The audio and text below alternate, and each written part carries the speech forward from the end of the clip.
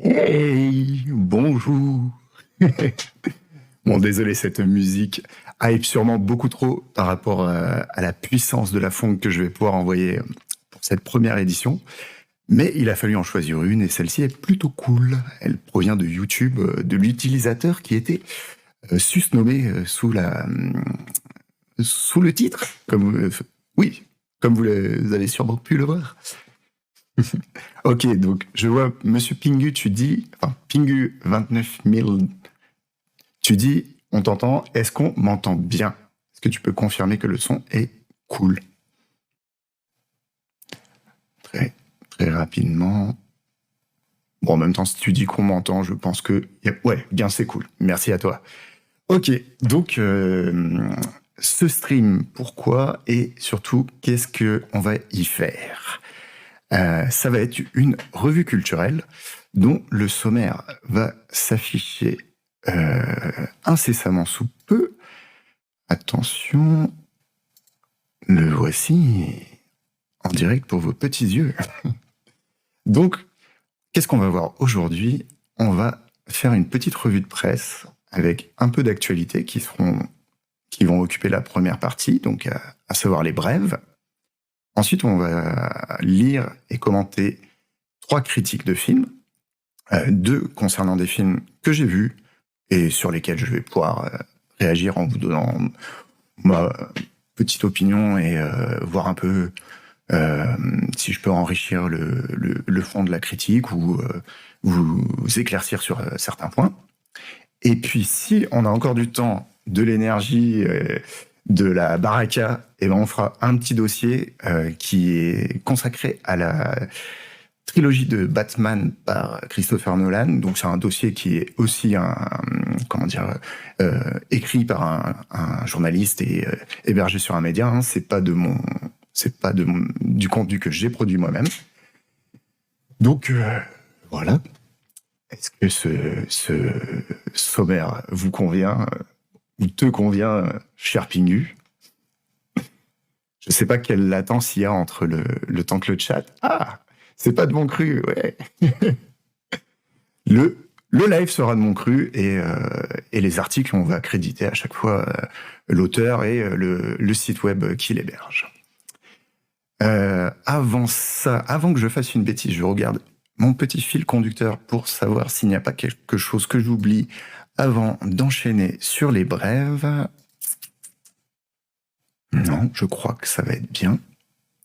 Donc, on va basculer sur ceci. Ah là là, je vous prépare ça très vite fait parce qu'il y a un peu peut-être des petits bugs d'affichage, donc on va essayer de faire quelque chose de clean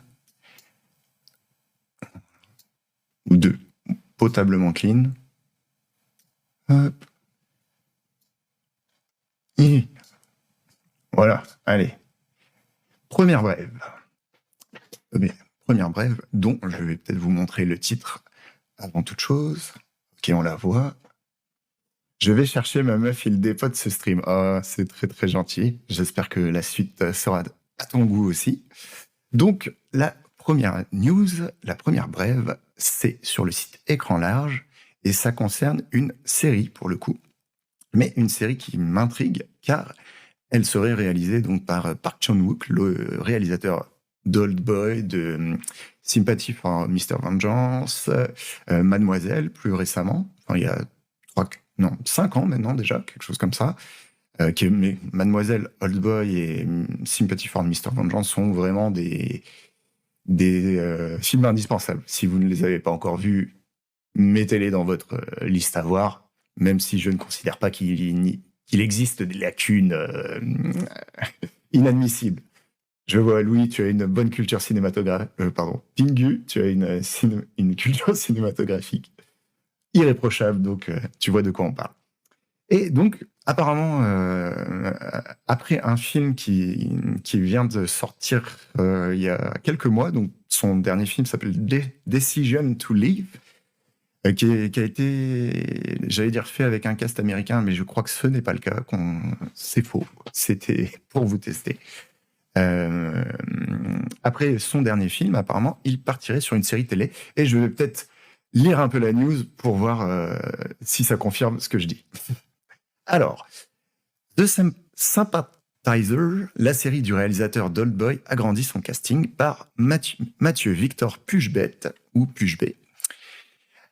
The Sympathizer, la nouvelle série réalisée par Park Chan-wook avec Robert Downey Jr., agrandit son casting. Donc, a priori, cast américain ou cast international. Est-ce qu'on va savoir de quoi va parler cette série? Alors, je vois qu'il y a un commentaire de quelqu'un qui n'est pas encore là. Yo, Captain Tweet, et bienvenue à toi sur ce stream.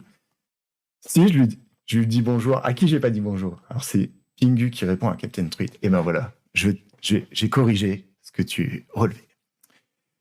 Le passionnant cinéaste sud-coréen Park Chan-wook a récemment fait son grand retour dans les salles de cinéma avec Decision to Live, exactement, polar toxique qui se mue en romance monstrueuse, à moins que ce ne soit l'inverse.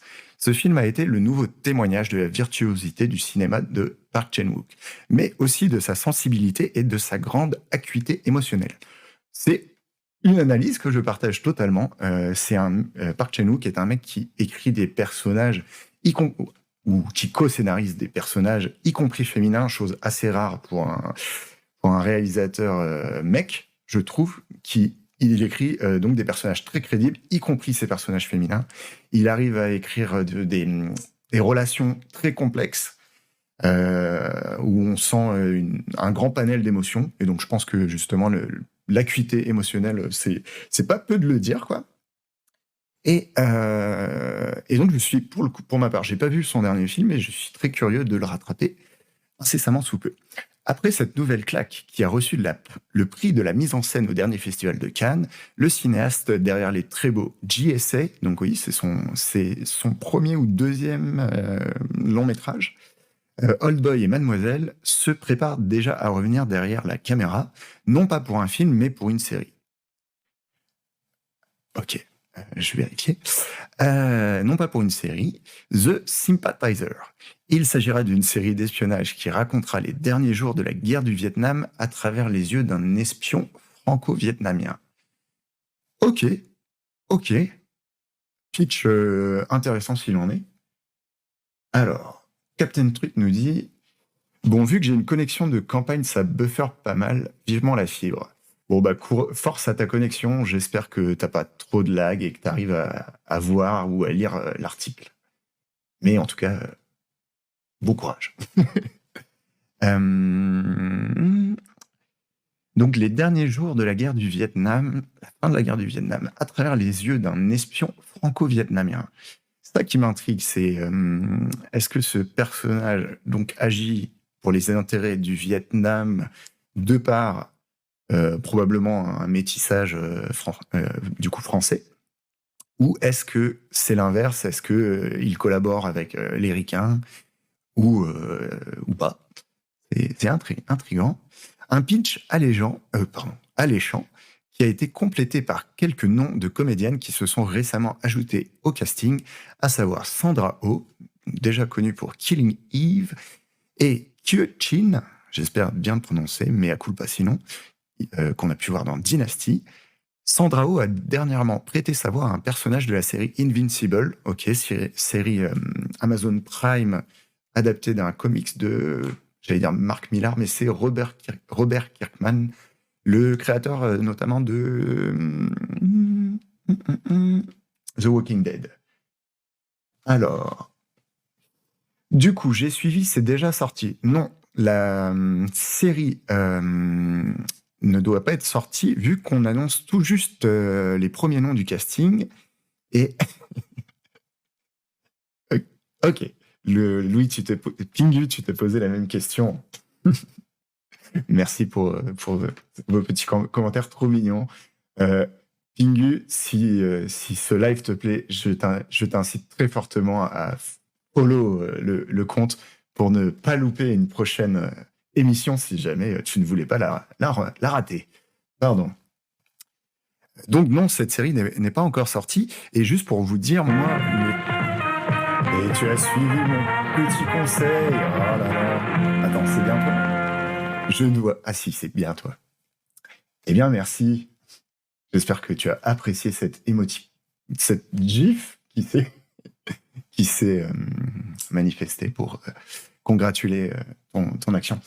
Captain Truth, Sandman, il faudrait que je regarde. Oui, franchement, il y a, en fait, le fil rouge en lui-même n'est pas passionnant, je trouve, pour une adaptation d'un comics très chouette. Mais il y a des épisodes qui valent énormément le coup, comment dire, et qui sont plus ou moins déconnectés de cette trame, quoi. J'ai vu le petit Des bisous qui arrive. Bienvenue à toi, Des bisous. Fais comme chez toi. Et comme si tu as raté le début, on est tout juste sur la première brève de cette revue de presse qui nous parle pour l'instant de la prochaine série du réalisateur d'Oldboy. Voilà. Donc oui, Sandman, vous pouvez y aller. Après, il y a des hauts et des bas, quoi, en termes de qualité, mais il y a des épisodes, c'est comme un peu comme Mr. Robot, où je trouve qu'il y a vraiment des épisodes où tu prends une grosse claque, et d'autres où tu fais, ok, voilà. On en était à... ok, donc, et oui, je vous disais, moi, Killing Eve et Dynasty, ça ne me dit rien, bien que Dynasty, je pense que c'est un film d'époque genre médiévale asiatique, probablement chinois, mais je ne suis pas sûr. Ou hongkongais, peut-être. Au côté... ah oui, c'était pour ça qu'il y avait... Ah oui. Donc c'était Sandra Oh, elle a prêté sa voix à un personnage de la série Invincible, et à un autre de l'adaptation de Sandman, tandis que Kyojin a passé une tête dans la série The Neighborhood. Je ne connais pas. Si vous savez si Neighborhood, eh bien, dites-le dans le chat. Moi, je n'ai jamais vu ça.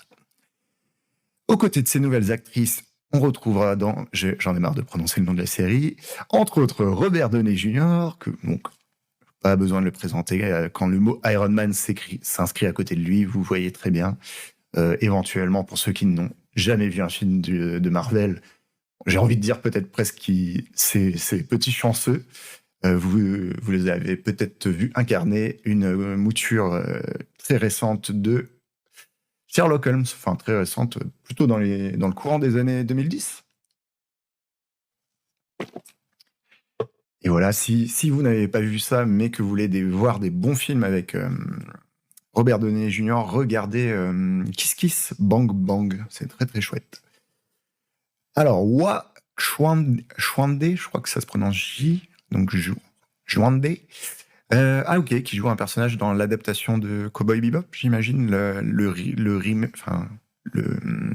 l'adaptation live de Netflix, et Alan Trong, je ne connais pas non plus, dans The Tomorrow War. Alors, Pingu, tu nous dis, la série Sherlock était sympa, en effet, et c'était plutôt cool. Ouais, et je pense que tu me trolles un petit peu, mais c'est cool, c'est gentil. Pour rappel, Park Chan-wook servira de co-showrunner à la série aux côtés de Don McKellar, un acteur qui a joué chez David Cronenberg, Edgar Wright et Brian De Palma, mais qui est aussi scénariste et réalisateur. Kiss Kiss Bang Bang était coolos, nous dit Captain Truth, c'est tout à fait vrai. Plaisir que tu l'aies vu aussi. Et Pingu nous disait non, j'ai bien aimé, mais à culpa, je t'ai accusé d'un troll illégitime. Je voulais éviter de faire un tunnel super long sur Sherlock Holmes alors que c'était pas le fond du propos. Ok, donc il y aura un co-showrunner plutôt issu du cinéma hollywoodien, de ce que j'en comprends, adapté du roman du même nom écrit par Viet Thanh Nguyen. La série n'est pas la première série réalisée par Park Chan-wook. Ah, bam, là je tombe des nues, puisque le cinéaste sud-coréen a mis en scène l'intégralité des épisodes de la passionnante série The Little Drummer Girl, sortie en 2018. J'étais totalement passé à côté. Captain Trick nous dit que Kiss Kiss Bang Bang était coolos, contrairement à Neon Demon. Eh bien écoute, je suis vraiment désolé à toi si tu l'as vu en salle. Je pense que les amis qui t'ont traîné pour voir ce film étaient juste des pseudo... non, je vais éviter la private joke, mais j'ai compris ton clin d'œil. Donc, on apprend qu'il a fait une autre série dont je n'ai pas entendu parler, ou en tout cas que je n'ai pas vue. Et l'auteur de l'article nous dit qu'elle est passionnante. Donc, c'est plutôt signe qu'il maîtrisera ce médium, qui est la série télé. Ok, ici 2 photos, mais je ne sais pas si elles proviennent de la série à venir. La deuxième, c'est probable, vu que ça m'a l'air d'être quand même un peu dans le thème guerre du Vietnam, tout ça. La première, la tenue me laisse penser que c'est peut-être quelque chose de plus moderne. Go fait une petite recherche sur la première série du gars. Allez, alors, même j'ai peur de faire des bêtises dans mon OBS là. Est-ce que vous voulez vraiment qu'on le sache, ce que ça vaut? Moi, tweet, je te réponds, je vais faire entièrement confiance à Mathieu Victor Puchbet, en espérant bien prononcer son nom. Et s'il dit que c'est passionnant, je pense que c'est passionnant. C'est sorti en 2018. Est-ce qu'on a besoin d'en savoir plus là tout de suite? Sachant qu'on est dans les brèves et que je risque déjà de faire 20 minutes pour un article qui nous dit une série vient de sortir. Une série va sortir. En fait, on n'est que sur une annonce de cast. Alors, comme pour ce petit... Ah, d'accord. Autre info sur la série en question, tu vois, on en apprend encore un peu. Donc, dans The Little Drummer Girl, il y avait Florence... Je n'ai jamais su comment bien prononcer ce nom, mais c'est une comédienne que vous avez pu voir dans l'excellent Midsommar, ou très récemment dans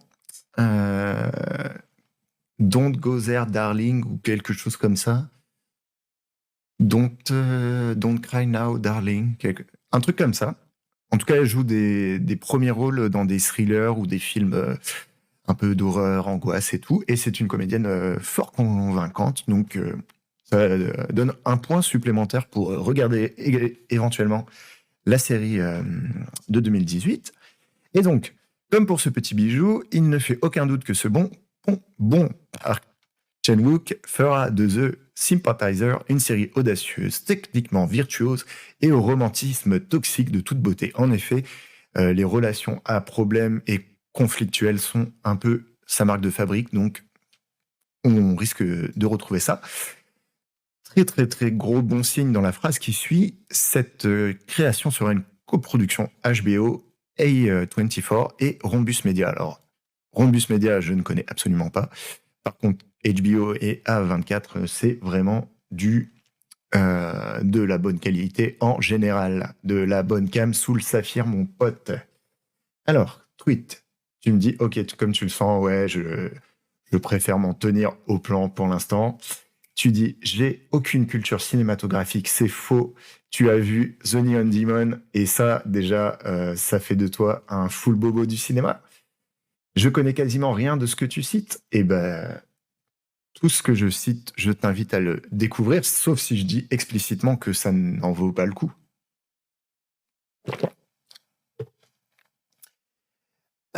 On va avoir une petite info. Donc, ce qui lui donne de grandes chances de débarquer sur HBO Max aux États-Unis, en effet.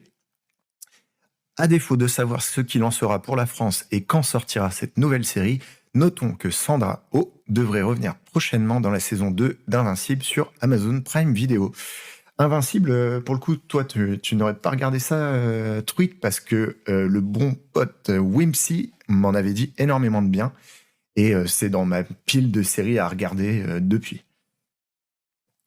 Pingu nous dit, souvent le petit logo HBO au début de l'épisode, tu te sens en confiance. Tu le sais, mon gars, c'est validé. Non, bah oui, en vrai, c'est quand même une chaîne qui a été principalement connue pour la qualité de ses grandes séries, de Oz, The Wire, à plus récemment Game of Thrones, et moultes autres. Donc voilà pour ce premier petit article article, cette petite première actualité. Breaking Bad. Non, oui, Breaking Bad, c'est une série AMC. Ensuite, je vous propose de changer un petit peu d'univers. Donc, on va s'éloigner de la série et on était sur une adaptation de roman. Là, on va passer sur une adaptation de comics. Et oui, un article issu du site Comics Blog, qui est très très chouette hein, pour se tenir au courant, même parce que là on va parler d'une adaptation, mais le site parle aussi des formats papier, hein, des comics à proprement parler, tout simplement. Et donc, l'auteur Arnaud Kikou, qui je crois anime un podcast sympathique aussi, nous dit: Constantine II, Francis Lawrence confirmé à la réalisation et Keanu Reeves sera bien de retour. Vite fait dans le chat, est-ce que vous aviez tous vu le premier Constantine? Désolé d'avoir un peu trop haché cette phrase. Curiosité des agencements de projets au sein de l'entité Warner Bros. Discovery, la suite du film Constantine de 2005 n'est définitivement pas une blague. Annoncé par le sérieux Deadline, donc c'est la source de cet article, au début de l'automne, le projet se concrétise encore plus alors que le réalisateur du premier opus, Francis Lawrence, actuellement en tournée de presse pour le curieux film Slumberland, a expliqué être aux commandes de cette suite tout en faisant part d'un état d'avancement encore très léger. Alors, je regarde un peu. Donc, des bisous n'a pas vu le premier Constantine. Tiens, je suis surpris. Je l'aurais cru. C'est plutôt potable. C'est un comics movie dans la moyenne. En fait, il y en a peu qui vont aller dans les comics un peu dark comme peut l'être Constantine, sauf qu'il le fait vraiment de manière très soft, quoi. Et pour rappel, en fait, Constantine est un personnage, on va dire, qui évolue dans une lutte contre les démons. En gros, il a un peu des pouvoirs qui peuvent s'apparenter à l'exorcisme, l'ésotérisme, l'occultisme et tout ça. Et donc, le film accepte ça, quoi. Donc, on n'est pas du tout sur un film de super-héros, coup de poing, je vole à la rescousse de la veuve et l'orphelin. On est plutôt sur des bails de malédiction, de Ghostbusters, de Poltergeist et tout. Et dans ce genre, il y en a très peu, on va dire, à la limite, la trilogie Blade peuvent être un peu dans ce style-là aussi, quoi, adapté de comics avec un peu un univers assez dark. Et en fait, le cast est assez attachant. Dans le premier, il y avait donc Keanu Reeves qui jouait le rôle principal, Constantine. Il y avait Tilda Swinton, qui est une très très bonne comédienne aussi. Je vous donne pas son rôle pour pas spoiler, mais elle avait un personnage assez intéressant. Il y avait Shia LaBeouf, voilà, qui était vraiment jeune à l'époque, quoi. Je crois que c'est peut-être son troisième long métrage, un peu période iRobot. Je sais plus qu'est-ce qu'il avait fait d'autre de sympa, mais pour moi, c'est plutôt dans les bons films dans lesquels il a joué, même si lui n'apporte pas grand-chose. Il a quand même comment dire, il dégage quelque chose de sympathique, de charismatique. Et donc, moi, j'accueille l'annonce d'un deuxième film plutôt positivement. Après, à voir, quoi. Donc, le premier était sorti en 2005, donc on est 17 ans plus tard. Ça va être chaud. Le premier n'était pas hyper fidèle aux matériaux de base ou aux comics. Est-ce que ça, c'est quelque chose sur lequel ils vont travailler ou pas? Et s'ils travaillent dessus, est-ce qu'ils vont réussir à ce que les deux films soient cohérents entre eux? C'est un peu ça pour moi les gros enjeux. On va voir. On va essayer d'en découvrir un petit peu plus. Et donc oui, alors le réal, pour le coup, moi, j'avais pas retenu son nom pour le premier film, vu que c'est pas non plus oufissime.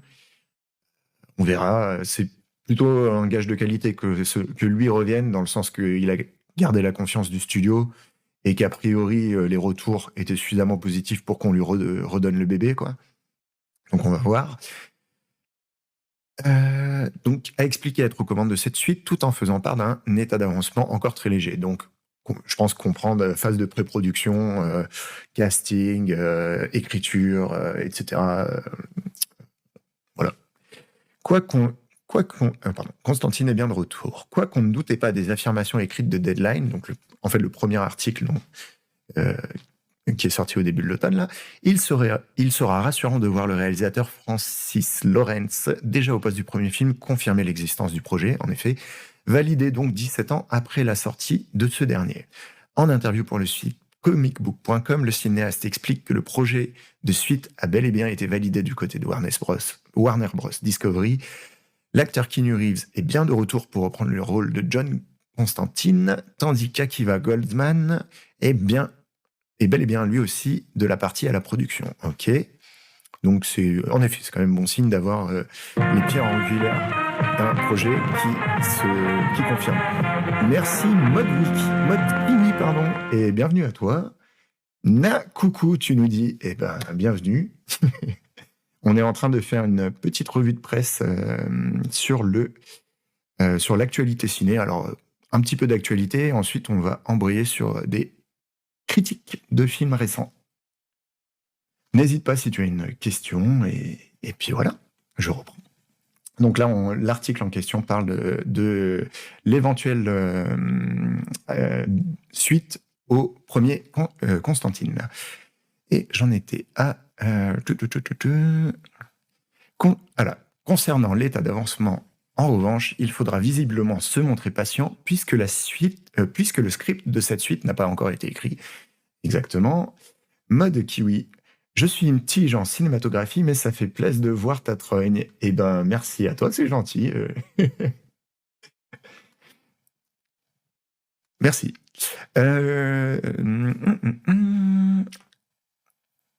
Nous n'avons pas, et ne te dévalorise pas sur l'aspect cinématographique, c'est une passion comme une autre, et oh là là. J'ai essayé d'avoir une phase motivation talk, ça s'est échoué en 10 secondes. Non, en tout cas, en vrai, je fais un aparté là-dessus. Je pense qu'il faut vraiment pas complexer sur son rapport au cinéma. Après, voilà, moi comme vous, je vous invite à ne pas vous survendre dans quelques domaines qu'ils soient, et plutôt à avoir oh là là, avoir quoi? Avoir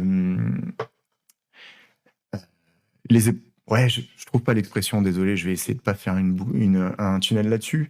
Mais en tout cas, ouais, une tige, c'est pas péjoratif, je crois. Ah, alors, je suis une tige en cinématographie, mais ça fait plaisir de voir ta travail. Ah, moi, je l'avais compris dans ce sens-là, en tout cas. Mais à culpa si c'était pas le cas. Ben, une tanche alors, ok. En tout cas, ce que je voulais dire, le fond de mon propos, c'était ne pas avoir vu des grands classiques ou ne pas connaître tous les termes, c'est jamais un frein définitif à la passion. Si ça vous plaît, rien ne vous interdit de regarder ce qui vous plaît et tout, y compris des grands classiques, hein. Je dis pas que, mais en fait voilà, ce que je veux dire, c'est c'est que c'est pas grave, c'est pas grave. Désolé, je vais pas réussir à être plus clair que ça, donc je vais m'arrêter là et je vais reprendre mon fil. On en était. Nous n'avons pas de script, mais Kinu, moi-même et Akiva, qui avons tous travaillé sur le premier film ensemble, avons essayé d'en faire valider un second au cours des dernières années. C'était compliqué au vu de l'univers DC Vertigo et d'à qui appartenaient les personnages et qui en avait le contrôle. En effet, le personnage de John Constantine évolue dans l'univers DC / DC Dark ou DC Vertigo, qui sont des collections un peu déconnectées des aventures principales de Superman, Flash, etc. Mais il interagit quand même avec d'autres personnages. Et du coup, dès lors que tu veux mettre ces personnages dans ton film, il faut avoir la validation des ayants droit ou payer les droits qui s'imposent. Imagine un gros troll dans le chat, ça la fout mal, et plusieurs, et qu'ils connaissent IRL en plus, la loose. Je m'en doutais, mode kiwi, pardon, j'ai du mal, mais en fait, comme ton pseudo ne m'évoque personne, enfin, m'évoque une personne, mais dont je doute qu'elle soit présente là, je me demande bien qui tu es. N'hésite pas à dire ton prénom dans le chat, peut-être que ça confirmera. Ah, d'accord. Ah bah oui, bah oui. Oui, ok, bah bienvenue à toi. Bon, bah en fait, ça aurait dû m'évoquer deux personnes. Et ça va, vous êtes des trolls tout mignons. Je préfère que vous soyez là que de n'avoir personne. C'est cool, ça me fait plaisir. Donc voilà, donc plein d'histoires de droit. Sachant que pour moi, là, je me permets un commentaire, mais c'est pas indispensable.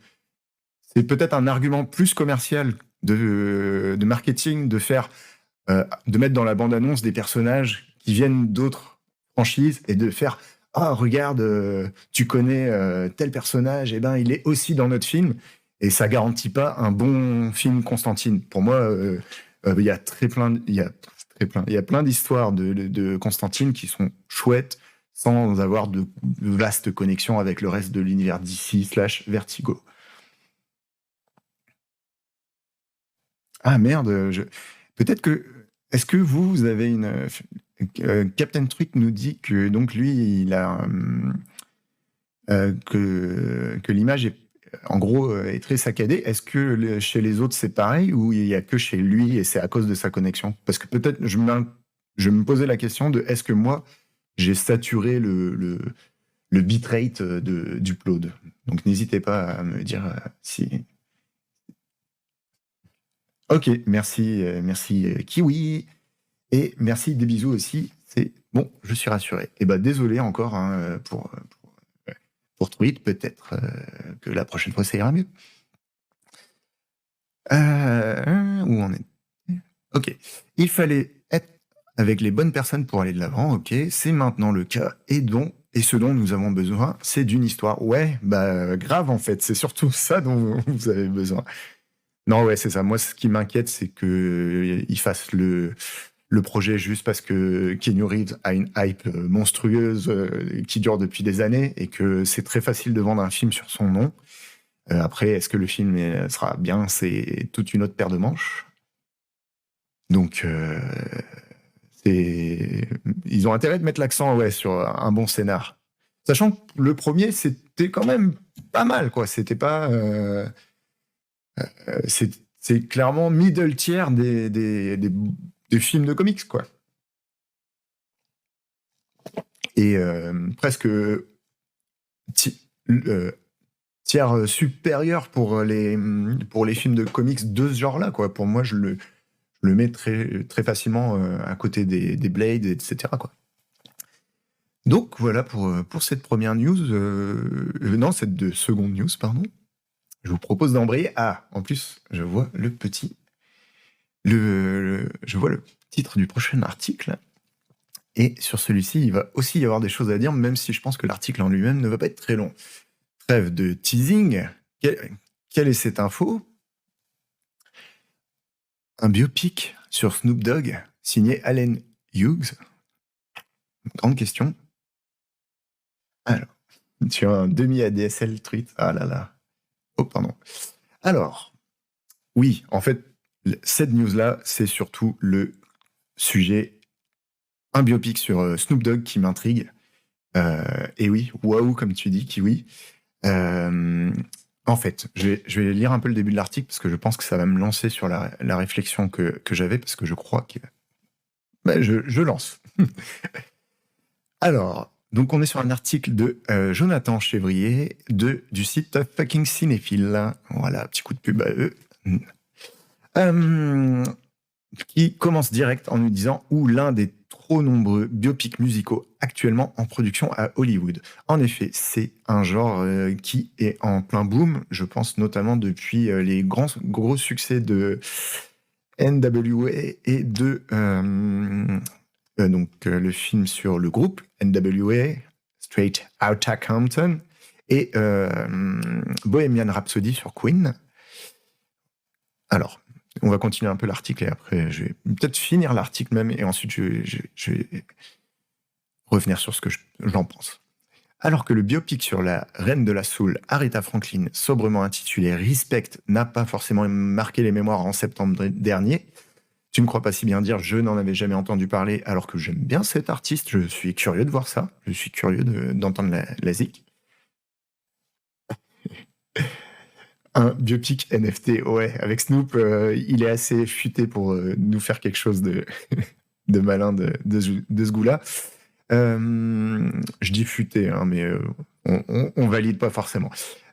Sobrement intitulé Respect, n'a pas forcément marqué les mémoires en septembre dernier. Hollywood s'active toujours autant pour nous balancer des pluies de biopics musicaux que l'on n'attend pas forcément.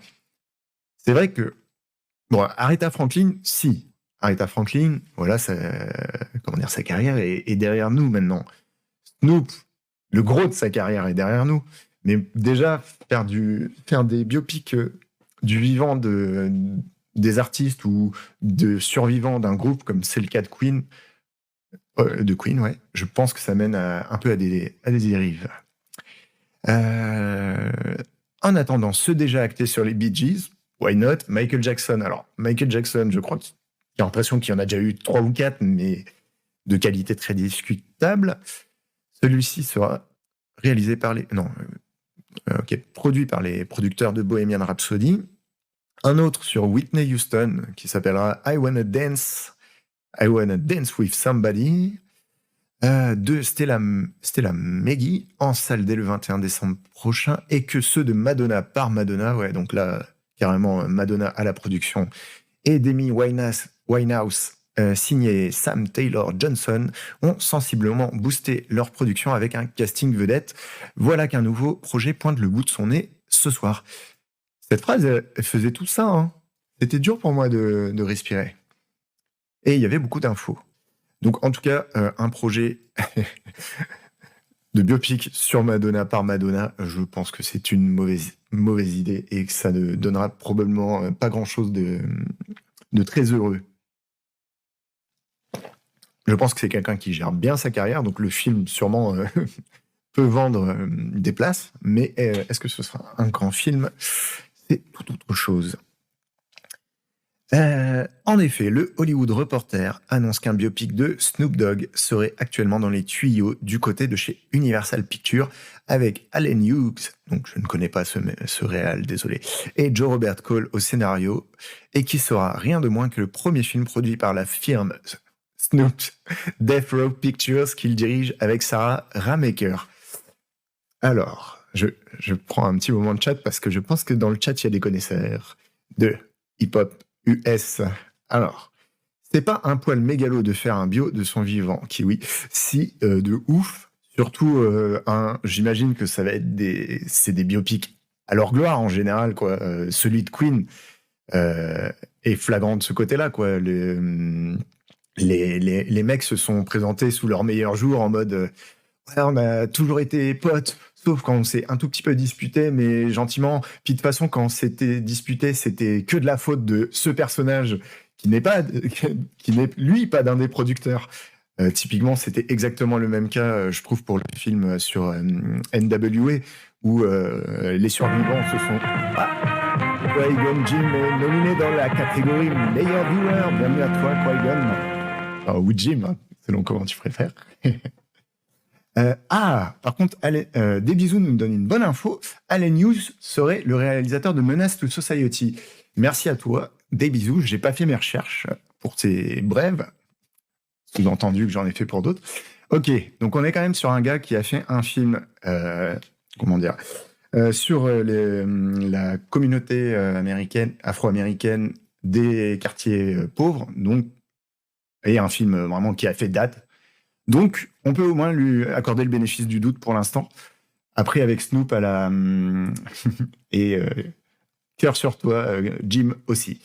On peut en effet lui accorder le large bénéfice du doute. Avec Snoop à la prod, je m'inquiète un peu. Après, je pense qu'il y a moyen de faire quelque chose d'assez intéressant sur son tout début de carrière aussi, et notamment sa phase Crips ou Gang Life. sur laquelle je ne suis pas hyper renseigné, hein, je préfère vous le dire direct, mais voilà.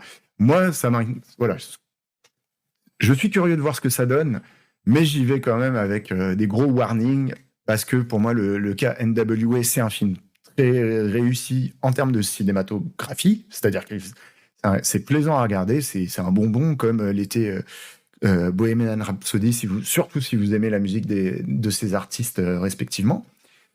Par contre, en termes de proximité avec le réel, on est loin, quoi, des fois. Donc, et je pense que c'est triste pour moi, pour la mémoire de Freddie Mercury. Je trouve que ça méritait quelque chose de beaucoup plus proche du réel, quitte à laisser des choses dans l'ombre. Mais là, il y a des choses qui ont été présentées de manière presque je ne vais pas employer des termes trop, comment dire, trop pas insultant, mais trop catastrophique. Mais dans Bohemian Rhapsody, la façon dont est présentée la sexualité de Freddie Mercury, c'est comme si presque le film nous montrait quelqu'un qui se fait manipuler pour devenir gay, quoi. Là, non, quoi. A priori, l'homosexualité, ça n'est pas comme ça, et celle de Freddie Mercury, encore moins, quoi. Alors, des bisous qui connaît beaucoup mieux la culture gang que moi, nous dit il a jamais vraiment été actif dans les gangs, le Snoop. Alors, c'est un peu l'image que j'en ai aussi, mais je soupçonne qu'il avait quand même un entourage relativement proche, peut-être dans ces milieux-là, et que sans, comment dire, l'image que j'en ai, c'est que sans être encarté chez les Crips, il a peut-être quand même, je sais pas, fait le chouf ou des trucs, des petits bails de dépanne du ghetto. Je sais pas, je vais pas m'avancer plus que ça, mais pour que le réel en question s'intéresse à ce sujet-là, en fait, je croyais qu'il y avait une part un peu de biographique dans le morceau Murder Was the Case. Et donc, je me disais, ah ok, Snoop a peut-être été déjà jugé pour meurtre, mais pour un crime qu'il n'aurait pas forcément commis, quoi. Mais je croyais qu'il y avait un bail comme ça. Je me suis totalement inventé la vie de Snoop en écoutant ces morceaux. Et en les comprenant probablement un peu de travers. Je crois que j'ai pas fini l'article qui nous dit Snoop est... Alors ouais, c'est ça, je m'étais arrêté là. Snoop est fortement impliqué dans le projet qui incorporera de nombreux tubes de sa discographie. J'ai attendu longtemps pour monter ce projet. Putain, j'aimerais trop le faire avec sa voix en faisant Shizzle, ma nizzle. J'ai attendu longtemps pour monter ce projet, parce que Snoop qui parle en français avec une voix de baftou à lunettes, zéro conviction sur 20, quoi. Genre, alors qu'il existe ce GPS Snoop Dogg, quoi. J'ai attendu longtemps pour monter ce projet parce que je voulais choisir le bon réalisateur, le scénariste parfait et la plus grande société de cinéma avec laquelle je pourrais m'associer, qui pourrait comprendre l'héritage l'héritage que j'essaie de représenter à l'écran et le souvenir que j'essaie de laisser derrière moi. Oh, et c'est presque triste, on dirait qu'il est aux portes de la mort. C'était le mariage parfait, c'était un mariage sacré, pas des macaronis sacrés. Snoop. Merci Snoop. Ok. Je me permets de faire un petit check ici. Ok. Donc voilà, écoute, je suis pas surpris que le morceau comporte beaucoup de tubes de sa discographie. Je pense que ce sera sûrement une des grosses valeurs ajoutées du film, comme ça l'était pour les autres exemples. Voilà, je suis très curieux de voir dans quelle mesure ça s'approchera de ce qu'on peut trouver racontant la vie de Snoop comme autre source relativement plus neutre. Et est-ce qu'il y a un moyen de savoir depuis combien de temps j'ai commencé? Oui, en regardant l'heure, vu que j'ai environ commencé à 17h, qu'il est 17h48, je vais repasser un peu sur ce sommaire. Attention, est-ce que ça marche? Oui, ça marche. Alors, le chat, a disparu, mais on revoit le sommaire et on va faire un point sur où nous en sommes. Ça, c'était les quelques brèves. Vous voyez, il y en avait que 3. J'en ai bazardé une parce que je préfère garder de la force pour la phase sur les critiques. Et j'imagine que pour qu'il soit 17h50 là, c'est que j'ai environ fait un quart d'heure, 20 minutes sur chaque. Donc je pense que c'est déjà pas mal. Et je pense que les critiques risquent, elles, d'être un tout petit peu plus longues. Je vais, avant de les afficher, vous dire un peu quels sont les 3 films et pourquoi ils ont été choisis, et puis éventuellement... ah oui, et puis ouais, je vais faire ça. Mais avant, je vais revenir sur cette histoire de biopic et vous débriefer un autre film sans critique que j'ai vu vraiment genre il y a 48 heures. Mais ce film en question est, lui, un biopic d'un artiste musical qui s'éloigne totalement de la vérité aussi, mais qui le fait volontaèrement. Et peut-être même pour se moquer des autres films des autres films qui agissent de cette façon. Quel est le film dont je parle? Pas de teasing pour rien. C'est Weird, The Al Yankovic Story, ou Al Yankovic, selon comment vous voulez prononcer ça. Oui, Kiwi, on n'est pas loin de ça. Le Fatal est un biopic sur un rappeur fictif et parodique, et Weird est un biopic parodique sur un vrai chanteur, mais qui ne chante que des chansons parodiques. Les morceaux que vous pouvez connaître de cet artiste sont probablement Amish Paradise, ou donc la reprise de Gangsta Paradise de Coolio. Un biopic ultra réaliste, nous dit des bisous. Et oui, alors je sais pas si tu parlais de celui de Fatal ou de celui de Weird, mais celui de Weird ne l'est vraiment pas, en effet. Et donc, oui, ces autres chansons connues, ça va être Eat It à la place de Beat It de Michael Jackson, Fat à la place de Bad de Michael Jackson, Like a Surgeon à la place de Like a Virgin, et Smells Like Nirvana à la place de Smells Like Teen Spirit de Nirvana. Ok, tu parlais bien de Weird. Eh ben, respect pour avoir réussi à voir ce film aussi. Enfin, je serais curieux d'avoir ton avis plutôt. C'est plutôt ça que je vais dire.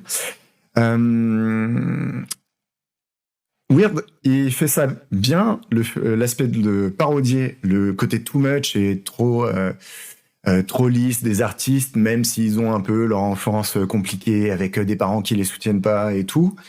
Il arrive à être un peu drôle de ce côté-là, mais, et je vais m'arrêter là-dessus pour lui, pour moi, il passe après des films qui ont fait bien mieux et avec à peu près un peu ce même humour-là, et ça va être eux mes vraies recommandations dans ce genre-là.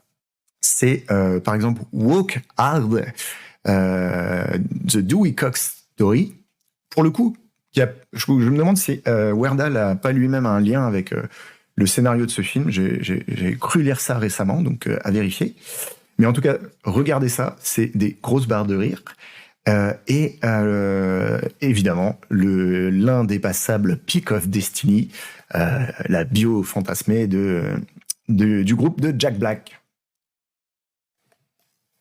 Donc voilà, donc je vais pas lire de critiques sur ce film-là parce qu'en fait, j'en ai pas trouvé qui développe un peu ce propos-là, ou qui développe un peu un propos sympa. Celle que j'avais trouvée, elle trouvait le film marrant et puis un peu point à la ligne, quoi. Oui, je vois dans le chat qu'il y a évidemment des gens qui ont aussi kiffé le Tenacious D, et une bonne recommandation de Pingu qui est Spinal Tap, en effet. Je viens d'apprendre hier que Spinal Tap, ça voulait dire ponction lombaire. Voilà. En mode docu, mais je glisse là, ouais. Et non, mais c'est une bonne reco aussi. Si vous n'avez pas vu Spinal Tap, foncez, c'est rigolo comme tout. Peut-être que l'humour est peut-être un peu plus réservé, on va dire. Faut peut-être un peu plus de bagage musical pour le comprendre. J'en ai un souvenir plus très très récent et vif, quoi. Les films que je vais présenter dans la partie les critiques sont au nombre de 3. Il y a donc Clerks 3, voilà la conclusion de la trilogie de Kevin Smith, que j'ai vu et sur lesquels je vais revenir. X, le nouveau film de Ty West. Donc moi, c'est un réalisateur dont j'ai découvert le travail avec ce film. Apparemment, c'est aussi son premier film à être officiellement distribué en France, donc pas un hasard. Qui est un film d'horreur. Et alors, le dernier est tout juste sorti mercredi passé, si jamais c'était pas juste les avant-premières et qui sort mercredi qui vient, mais honnêtement, je crois que c'était cette semaine.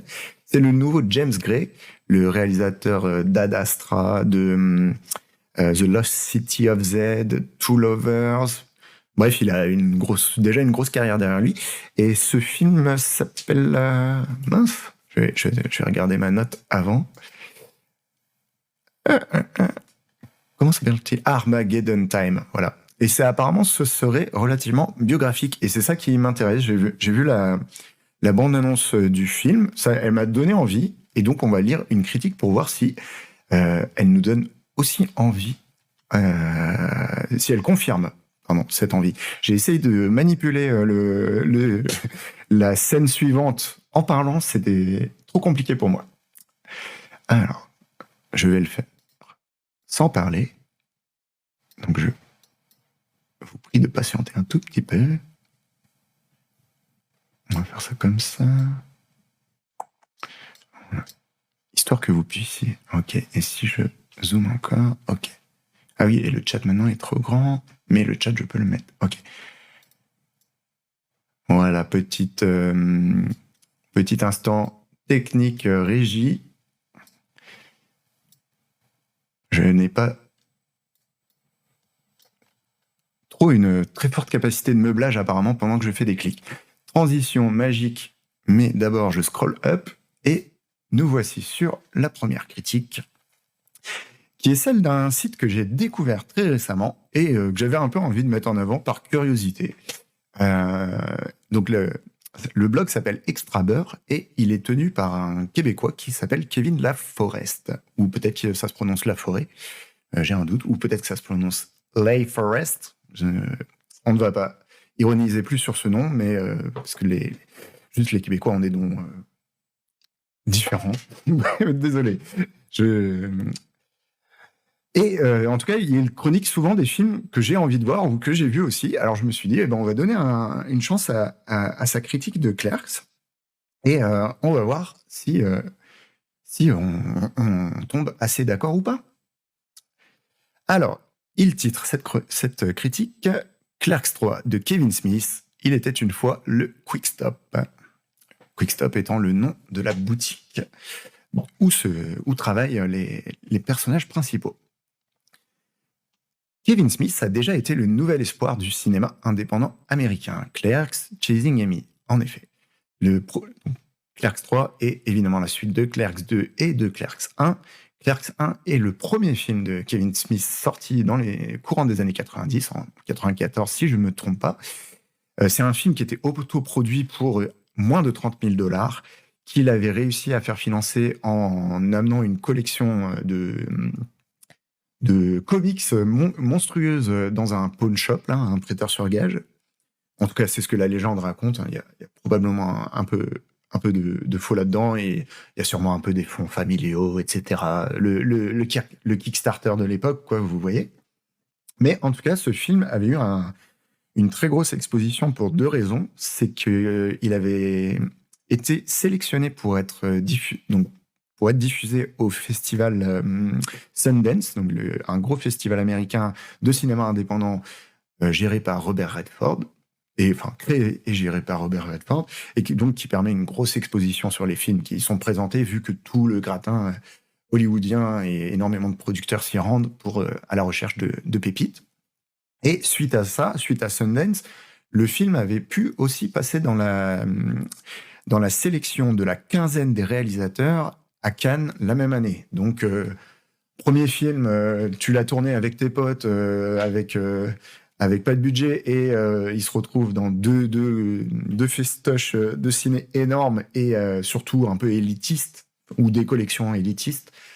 C'est très bon signe et un très bon début de carrière. Est-ce que Kevin Smith a prolongé cette carrière dans ce sens-là? On va le voir.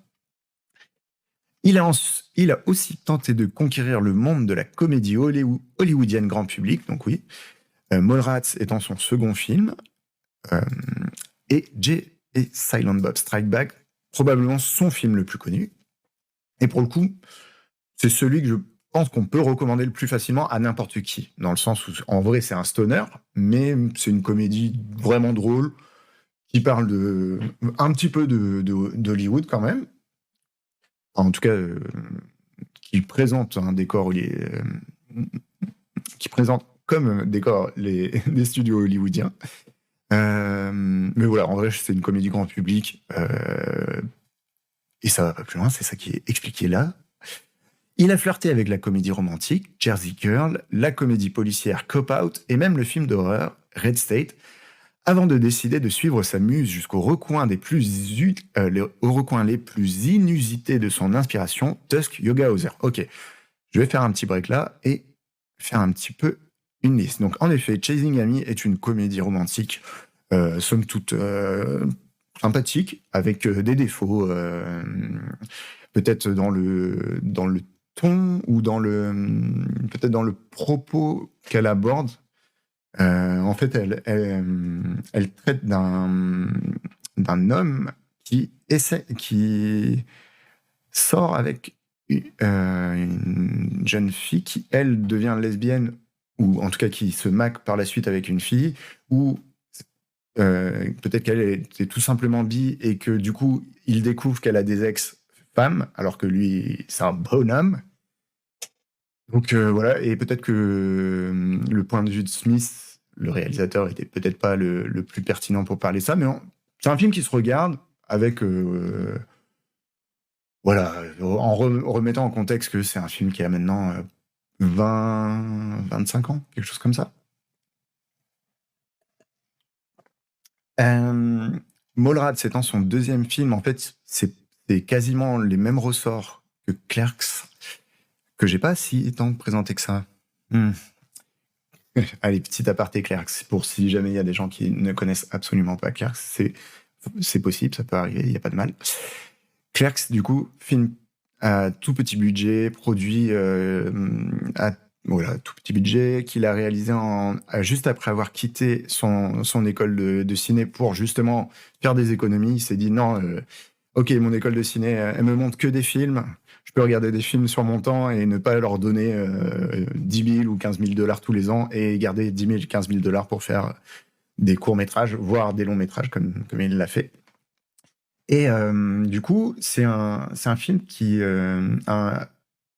s'est fait remarquer pas pour rien, quoi, parce qu'en fait, le gars a su très vite se faire un peu le porte-parole d'une génération qui n'était pas encore représentée au cinéma, et c'est pour ça que ses films, enfin son premier film et le film d'autres réalisateurs un peu dans la même vague que lui sont fait repérer. Mais là, je pense par exemple à Reality Bites de Ben Stiller, ou les premiers Richard Linklater, etc. C'était un peu les mecs qui étaient dans la fin de leur vingtaine, ou les mecs ou les femmes, hein, qui étaient dans la fin de leur vingtaine, qui arrivaient à monter des projets de films, et du coup qui parlaient comme on parlait à leur âge, là où le cinéma mainstream, c'était un peu du cinéma de daron et de daronne, quoi. Et du coup, c'est un peu plus cru. Clairement, dans Clerks, il y a des vannes que je n'oserais pas dire publiquement ici, mais qui sont drôles, mais qui sont crues. Et ça, on le voyait pas forcément dans les comédies grand public de cette époque-là.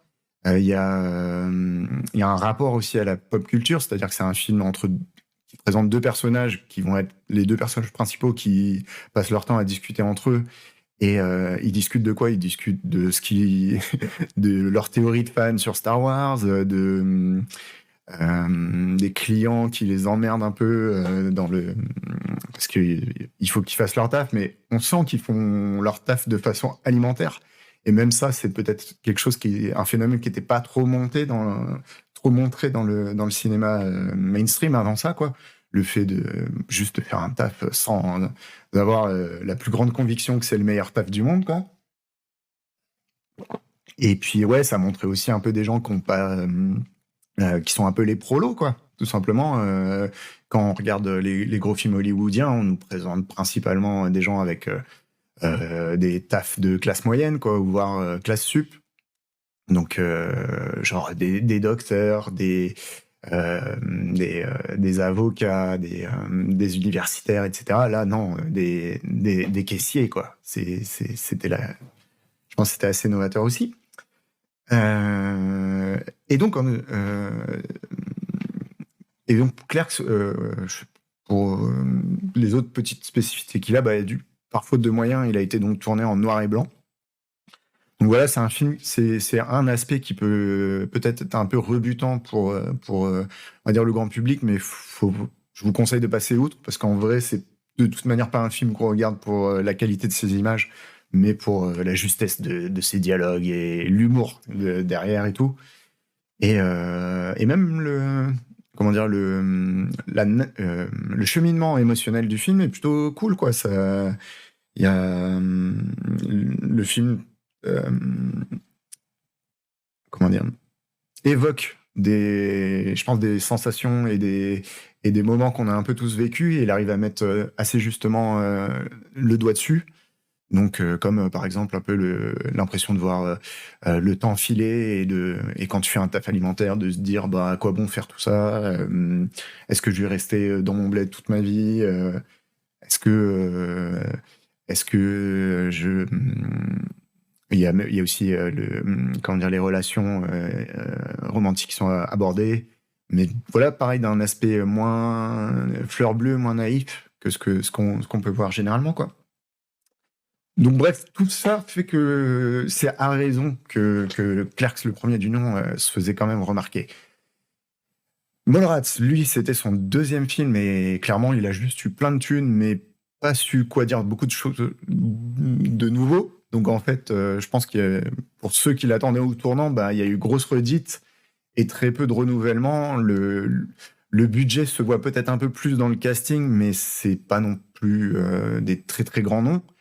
Je crois que la comédienne la plus connue là-dedans, c'était Shannon Doherty pour l'époque à laquelle a été le film, quoi. Donc on n'est pas sur des comédiens oscarisés ou quoi que ce soit, quoi. Et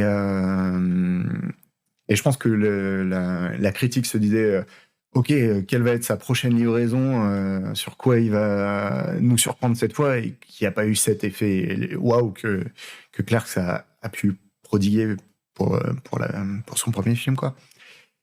Pour vous donner un peu l'ordre, donc il a fait en effet Clerks 1, suivi de Mallrats, suivi, je crois, de Chasing Amy. Dans l'ordre de ceux qui sont listés là, il y en a peut-être certains qui sont oubliés, mais en effet, Jersey Girl, pardon, non. Jay Silent Bob Strike Back, il me semble que c'est le suivant, mais que peut-être Dogma a été fait avant, mais Dogma n'est pas cité là.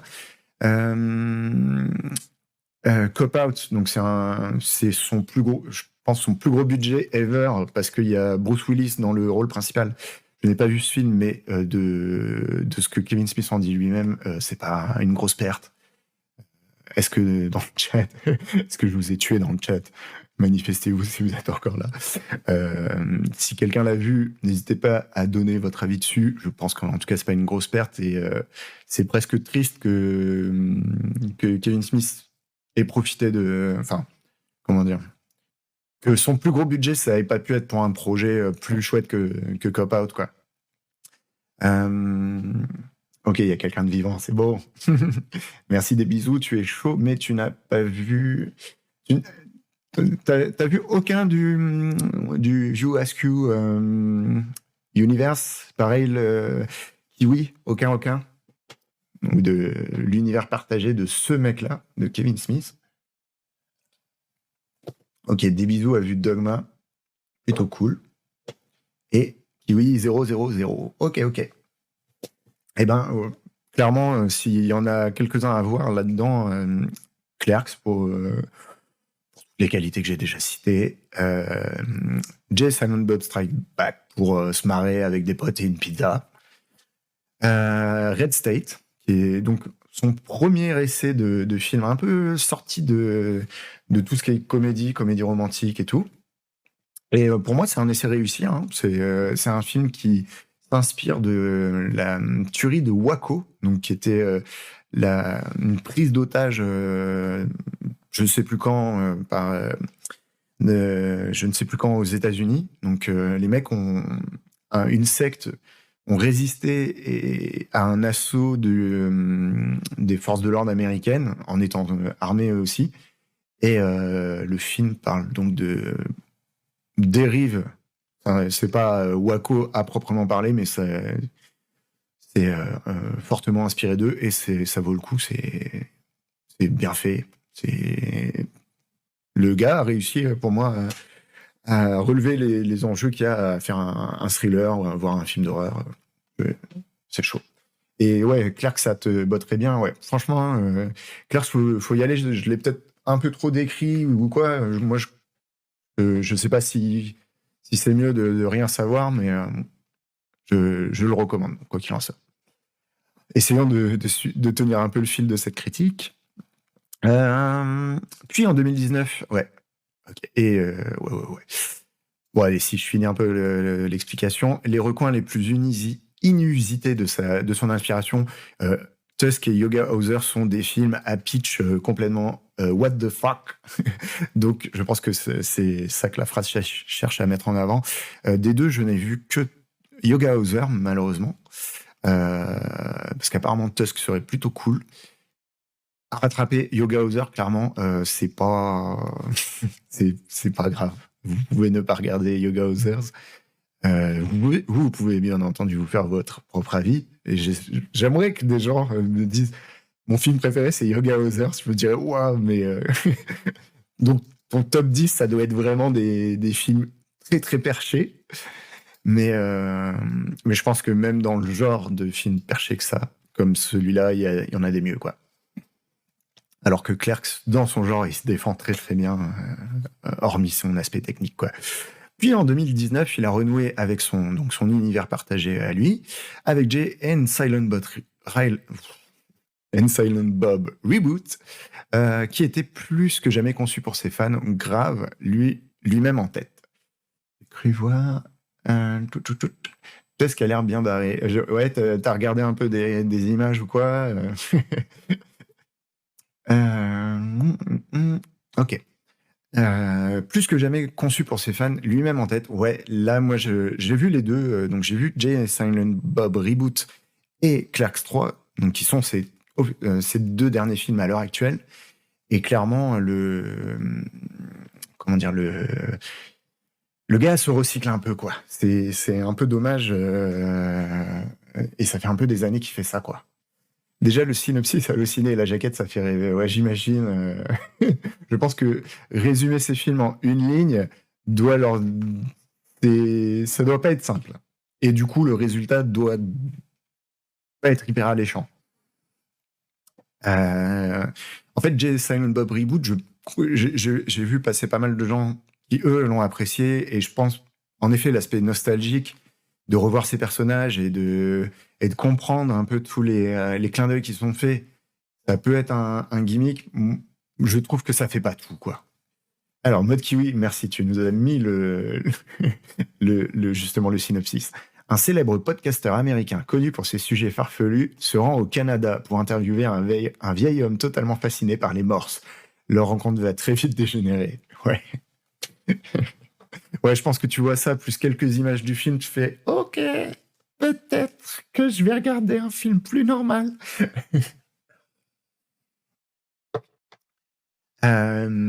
Et moi, je trouve personnellement que Clerks 3, il tombe un peu dans le même écueil que Jay and Silent Bob Reboot.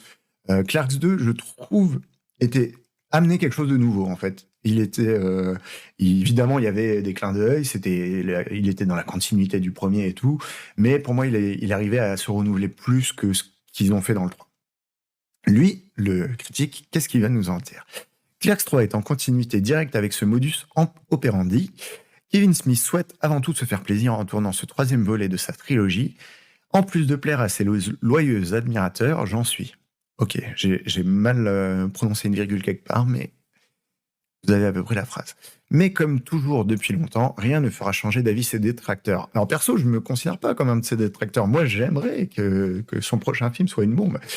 Qui s'entête à aller voir ses films simplement pour les haïr. Bon, il y en a peut-être. Je pense que là, on est peut-être trop dans le côté opposé.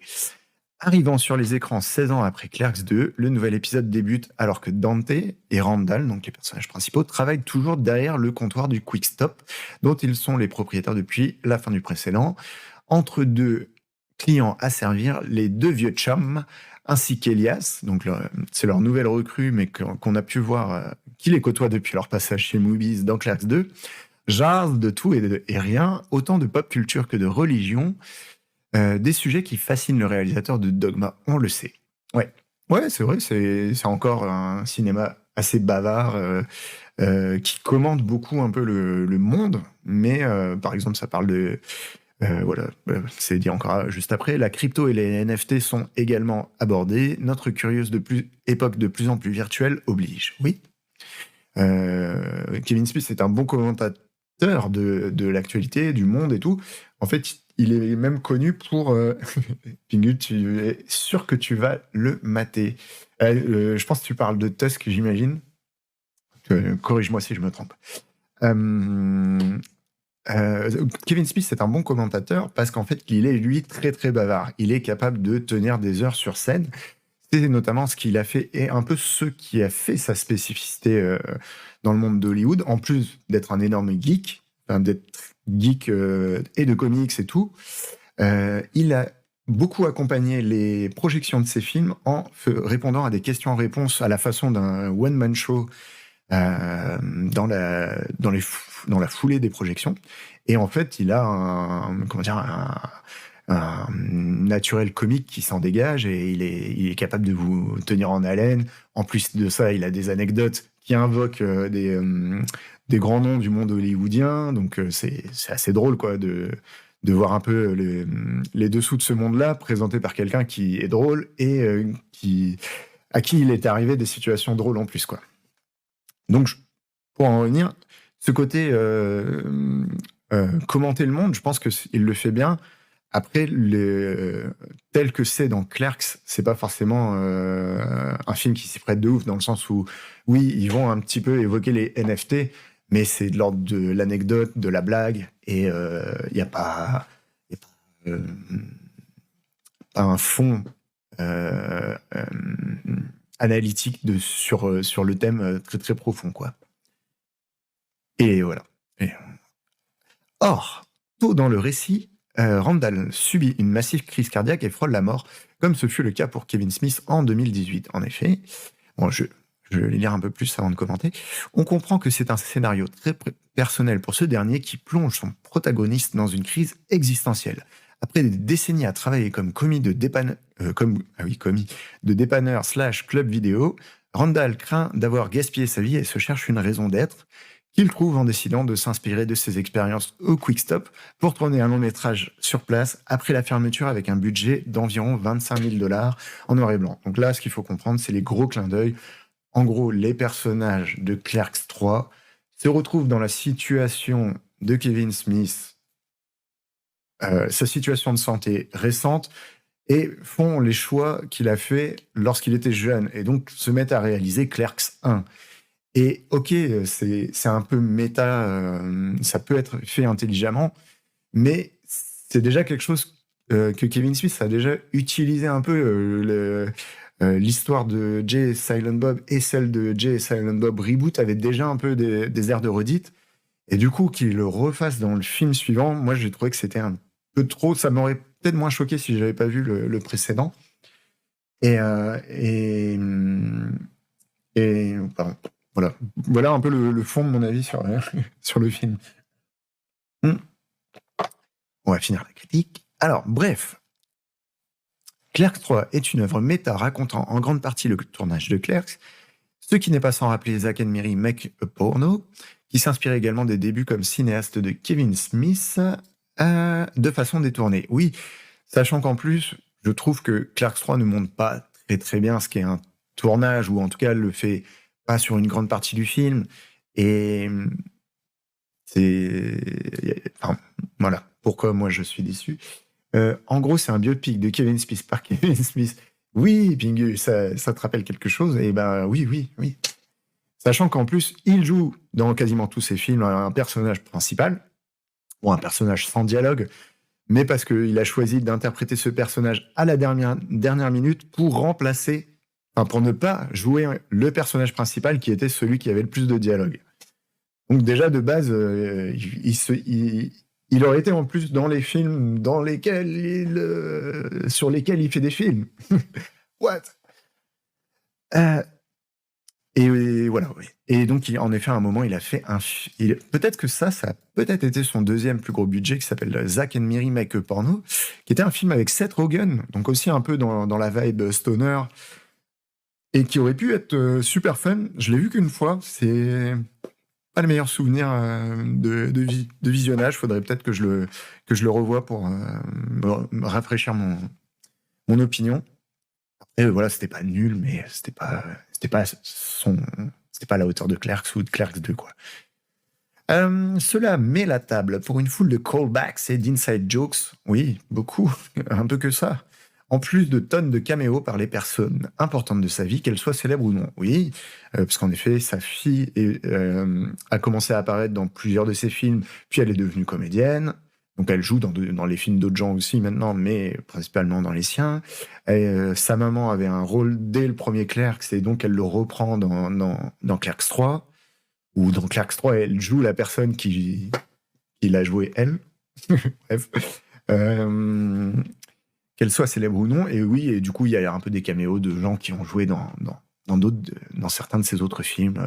Ben Affleck en tête. Enfin, en tout cas, Ben Affleck étant sûrement son comédien le plus connu. On n'y échappe pas, c'est un film purement pour les initiés qui sera indéchiffrable pour quiconque n'est pas étroitement familier avec la filmographie et la vie de l'interprète de Silent Bob. Oui, là je suis 100% d'accord avec ça. Et pour moi, ça, c'est pas une critique en mode donc c'est bien. Donc c'est un film qui est un peu excluant. Alors, ou comment dire, c'est normal peut-être de la part d'un numéro 3. Au final, c'est normal d'avoir vu les deux premiers, mais ça, pour moi, ça se recycle trop.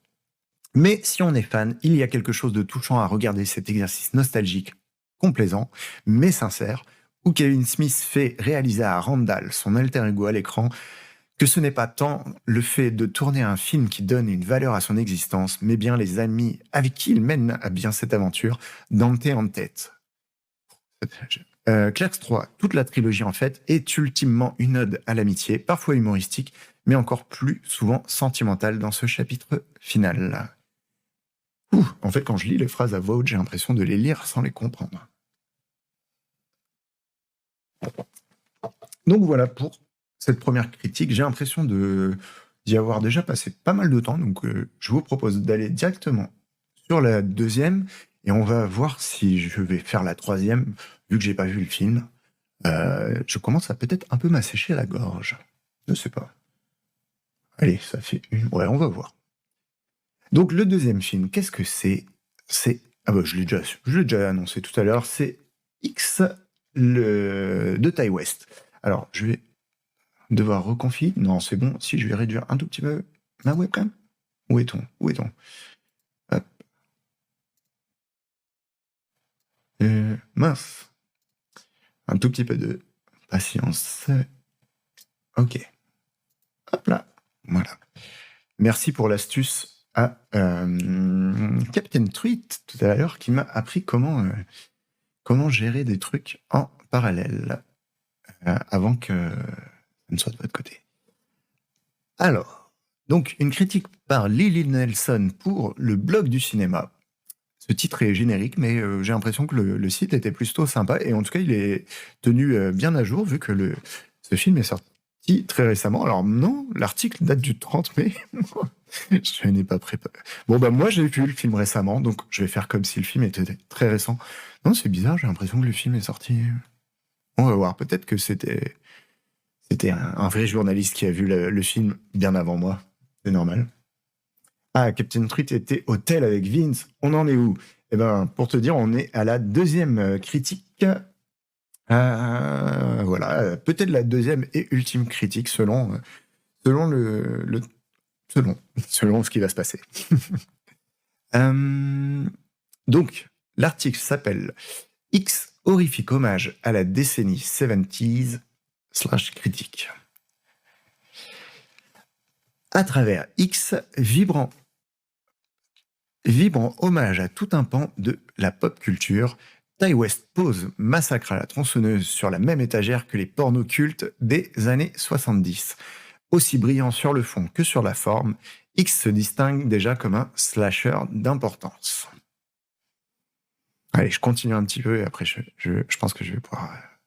Après une incursion remarquée dans le western avec In a Valley of Violence, le réalisateur Ty West revient à ses premières amours et explore le sous-genre du slasher dans X, un projet habité par le spectre de l'Elevated Horror.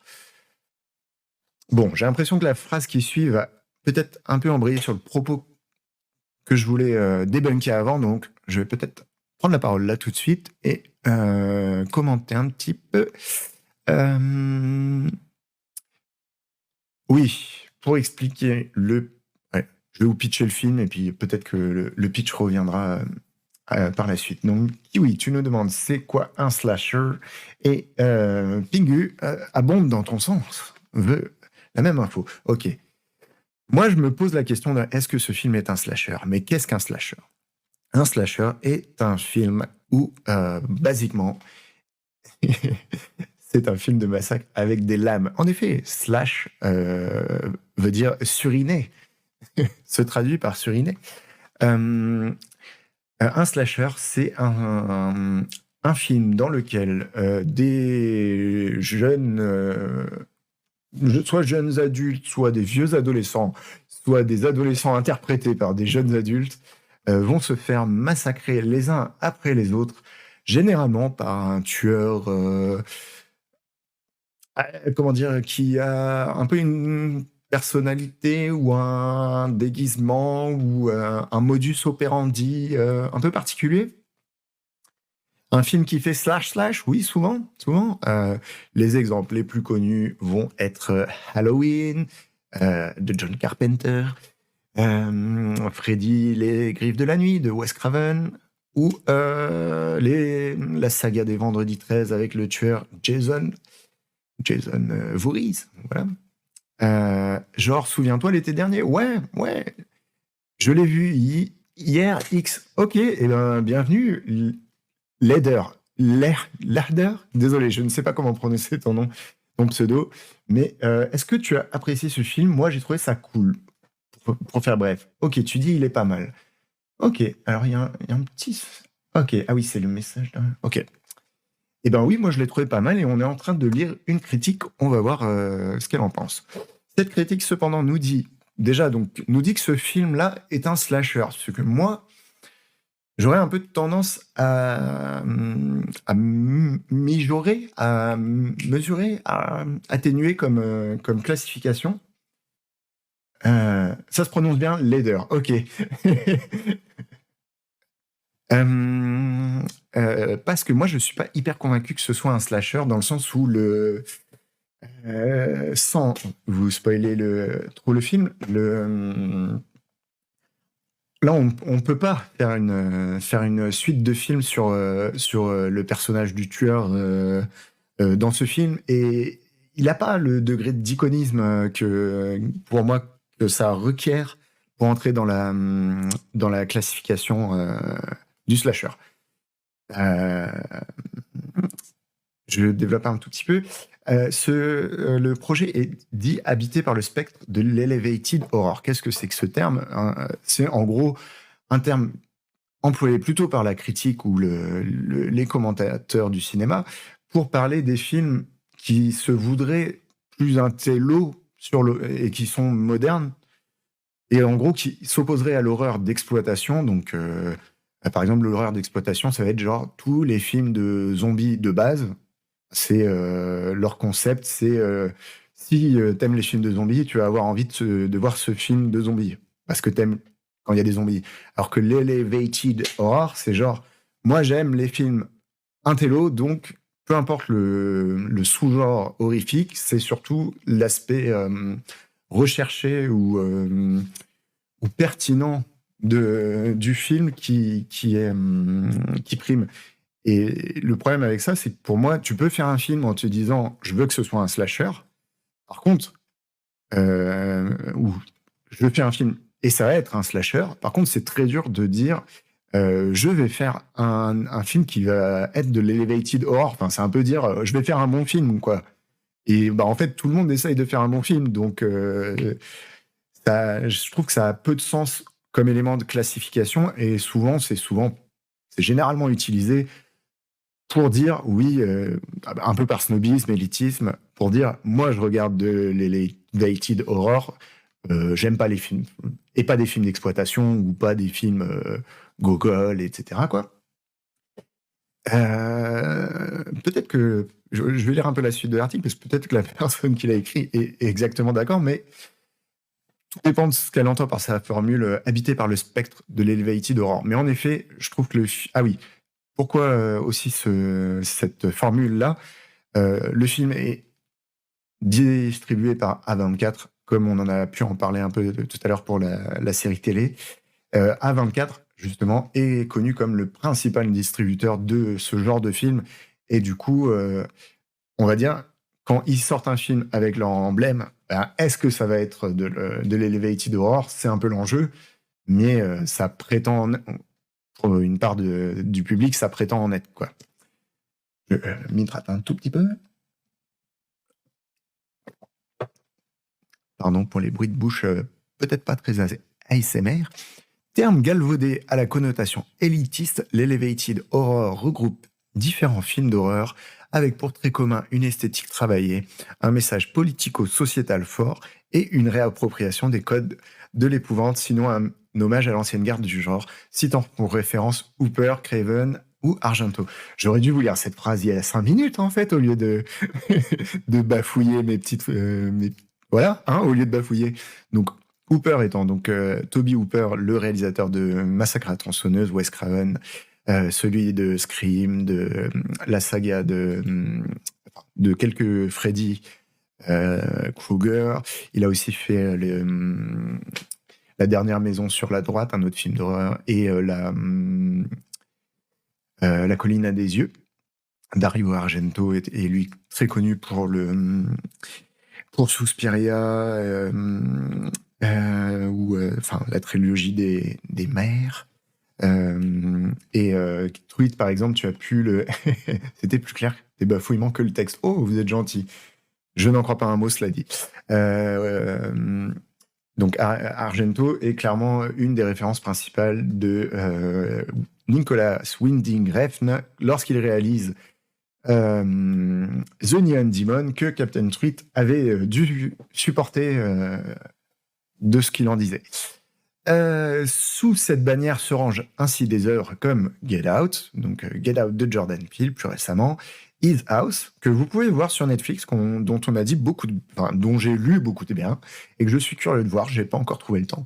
Midsommar, que personnellement j'ai adoré et que je vous recommande de ouf. Après, c'est un film assez long sur des thématiques précises et peut-être un peu clivantes, donc voilà. C'est peut-être pas à mettre devant tous les yeux, mais c'est chouette. Ou It Follows, qui est cool aussi. Et là, pour le coup, pour donner un exemple, It Follows ferait par son traitement d'un espèce de mal qui se propage par par les rapports sexuels. Le It Follows peut être vu justement comme une métaphore, une allégorie des MST, en tête le sida. Et du coup, sous-entendu, bah, c'est ça son propos intellectuel, quoi. Toutefois, le cinéma d'horreur s'est, au fil des modes et des décennies, toujours nourri de lui-même et a toujours porté en lui des questionnements sociétaux de manière infime ou ouvertement explicite. Je suis d'accord avec cette analyse, dans le sens où, justement, c'est pas l'elevated horror qui a inventé ça, quoi. Et, et je, comment dire, voilà, je pense que c'est peut-être dommageable des fois d'appliquer ce terme, que ce soit un film qui le mérite, entre guillemets, ou pas. Euh, ça fait peut-être ouais, plus un clivage entre les films d'avant cette vague-là et cette vague-là, quoi. Et ça, c'est triste. Peut-être cette réflexion va être plus approfondie par l'auteur de cet article. Toujours nourri lui-même de manière... Ok. X démontre les limites de la catégorisation elevated horror dans la mesure où l'exercice du slasher impose un cadre narratif. Oui, mais pour moi, donc, le slasher impose un cadre narratif slash un, un espèce de fil rouge ou un carcan un peu habituel, genre euh, tout va bien, premier meurtre, deuxième meurtre, troisième meurtre, quatrième meurtre, et survivant ou pas survivant. C'est peut-être ça le carcan, mais et peut-être que X répond un peu à ce cadre, ouais, à ce carcan-là, mais pour moi, euh, est-ce que c'en est un? Et est-ce que c'est important que c'en soit un? Bref, je ne vais pas chipoter sur les mots. Or, si on peut interpréter X par le prisme de la réappropriation, le scénario ne suit pas moins la trame d'un slasher en bonne et due forme et n'ambitionne pas tellement de révolutionner le genre, même si ses péripéties conservent leur lot de surprises. Alors, je regarde vite fait si la suite explique un peu le scénario. J'ai pas l'impression, je vais le faire là tout de suite. Le X, ça raconte quoi?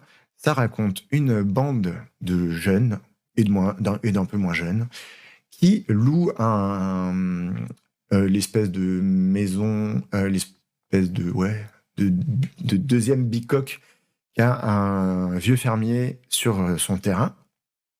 Cette bande de jeunes la loue pourquoi? Pour réaliser un film X, parce que on est à l'aube du Betamax, il me semble, à ce moment-là.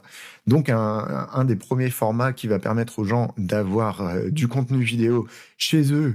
Et donc ce que les personnages anticipent, c'est que au lieu de devoir aller dans des cinémas porno comme c'était d'usage à l'époque, apparemment, les gens vont pouvoir regarder leur porno chez eux, et donc il se dit, go, c'est le moment. Pourquoi il se dit go? Parce que le producteur de ce film-là, dans l'histoire, hein, le producteur du film dans l'histoire, est lui-même le gérant d'un club de striptease, donc ça tombe bien, il a aussi des comédiennes et des comédiens sous la main. Et il se dit, donc, il va y avoir un buzz du film porno que les gens vont vouloir regarder chez eux. C'est le moment d'en produire et d'avoir de quoi en vendre. Voilà, donc, avec lui, il emmène donc deux comédiennes qui vont tourner les scènes à caractère explicite, un comédien, une preneuse de son et le réalisateur. Sachant que la preneuse de son est la petite amie du réalisateur. Et cette bande est au complet comme ça. Alors, il a breu en groupe dans les salles des ciné. Oui, voilà, le Peep Show.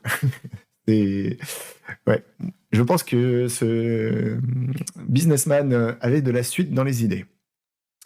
Donc, leur objectif à eux, c'est de tourner leur film sans que le petit vieux soit au courant. Sachant que le petit vieux a l'air d'avoir du mal à se déplacer, mais pas foncièrement toute sa tête, ou en tout cas toute sa mémoire. Il a un comportement assez ambigu, on sent que voilà, c'est un redneck tel que vous pouvez le voir dans la plupart des films d'horreur de ce goût-là, des slashers. Donc il n'est pas forcément ouvert à avoir des Afro-Américains chez lui, à avoir un tournage de film Hicks. Donc il va y avoir un peu cette opposition qui est pas forcément le cœur du film, mais qui creuse un peu des trucs.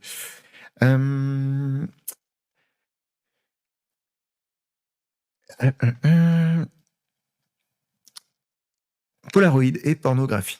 L'intention se centre plutôt sur l'hommage. Ok. Mais si l'on... Donc, oui, contrairement à l'idée de révolutionner le genre, je pense aussi. Mais si l'on reconnaît bien à la façade blanche et le rideau plastifié du perron de Massacre à la tronçonneuse, de l'imagerie rouge et noire du crocodile de la mort ou le plan iconique de la porte fracassée dans Shining, X ne limite pas son référentiel au seul genre de l'horreur, oui. Ty West va en effet bien plus loin et réfère à tout un pan du cinéma populaire des années 70. Une décennie marquée par le slasher, certes, mais aussi par l'avènement des premiers blockbusters pornographiques et des nouvelles pornstars féminines. Autant de phénomènes marquants, pourtant peu remémorés dans la pop culture actuelle. Alors oui, je vais lire la suite parce que tout ce que je vais... Le peu de choses que je connais là-dessus va sûrement être dans l'article. X a effectivement l'audace de mettre en scène un producteur de films pornographiques. Voilà, vous voyez, là, il y a toute la petite équipe. Le réalisateur avec sa caméra d'époque, la preneuse de son, le comédien qui a un bête d'afro qui lui va bien, une des comédiennes, le rôle principal derrière, Mia Goth, que vous voyez ici, et il manque juste le producteur. X a effectivement l'audace de mettre en scène un producteur de films pornographiques, son réalisateur, sa preneuse de son et ses deux actrices en plein tournage dans une ferme paumée au milieu du Texas. Le personnage de Mia Goth voit son visage parsemé de taches de rousseur, attribut qui file le charme de Linda Lovelace, premier rôle de l'emblématique Gorge Profonde. En effet, je crois que c'est le premier film porno distribué à la fois en salle, mais sûrement en salle grand public, et en format Betamax, VHS et tout ça. Et pour le coup, manque de culture de ma part, je ne vois pas la tête de Linda Lovelace, donc j'ignorais que ces petites taches de rousseur étaient un clin d'œil. De même que Bobby Lynn, interprété par Brittany Snow, évoque tout un imaginaire érotique de Marilyn Chambers à Bambi Woods. Hommage est rendu aussi au grain de l'image caractéristique de l'époque, au format 4/3 et à la pellicule Super 8 qui rendit alors accessible la vidéo à de nombreux jeunes auteurs. Oui, les scènes que eux tournent sont en Super 8, donc c'est plutôt chouette dans le film d'avoir ça en plus. Je sais pas si Leder est toujours dans le chat, mais est-ce que... Quelle question allais-je te poser? Si... ouais, non, je ne sais pas. Est-ce que tu confirmes, toi aussi, ce qui est dit dans cet article? Non, je continue. Sur l'aspect sociétal, X ne manque pas de s'exprimer non plus. Le film évoque notamment la liberté sexuelle contrastée par l'avènement des télévangélistes. La sexualité s'avère effectivement au cœur du récit et, chose rare à l'écran, elle appartient aussi au Seigneur. Au Seigneur, pardon, au Seigneur. Je commence à fatiguer. Car X oppose la frivolité de la jeunesse des années 70 à la frustration et à la difficulté de vieillir dans cette époque de transition. Oui, alors j'ai pas envie de trop spoiler le film. À la limite, un petit truc, c'est que le personnage qui les accueille, leur hôte Airbnb redneck, là, c'est un gars qui a fait les deux guerres mondiales, quoi. Donc, en effet, on peut comprendre qu'il n'ait pas connu une jeunesse de sexualité débridée et de consommation de psychotiques et tout ça, quoi. Donc, il y a un peu ce conflit des générations, quoi. Alors, Kiwi, tu nous dis... Bon, il va falloir que je me fasse une session blockbuster pornographique des années 70. Dur. Apparemment, les plus grands noms, enfin les noms les plus connus ont sur moi Gorge Profonde et Emmanuel. Je crois que c'est pour Cocorico, le côté français. Emmanuel sur son fauteuil en rotin. Un classique. Je l'ai pas vu, hein, ni Gorge Profonde, mais c'est les noms qui viennent en premier.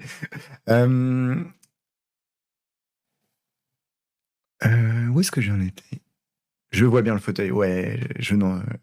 L'image est iconique, quoi, comme je le disais. Voilà, la fille. Ouais, ok. Comme dans tout bon slasher 70s, Ty West filme des hommes et des femmes tout beaux, jeunes et nus. Ouais, c'est clair, c'est des comédiens à gueule. Pour le coup, le casting est vraiment convaincant. Je connaissais très peu de gens, si ce n'est aucun, et je les ai trouvés tous cool. Relativement attachants ou pas, mais quand ils n'étaient pas attachants, c'était assez voulu. Je ne vous spoil pas, je vous spoil pas un truc, donc je le dis pas. Mais il s'attarde également sur des corps d'âge mûr, jusqu'à en faire un élément d'épouvante, presque monstrueux, pour appuyer la crainte de vieillir et son caractère inéluctable. Ouais, peut-être que c'est là où, comment dire, visuellement c'est réussi, c'est-à-dire que la vieillesse est montrée de façon horrible, parce qu'on est dans un film d'horreur, un slasher et tout. Alors, Captain Truc, tu nous dis, ça va de guerre, Loulou il en a fait au moins 100 et dans l'espace en plus. Ok. True Warrior, et des bisous. Pour le coup, une série qui traite du sujet The Deuce de David Simon. Eh ben, merci de la reco, je crois que tu m'en as parlé à plusieurs reprises.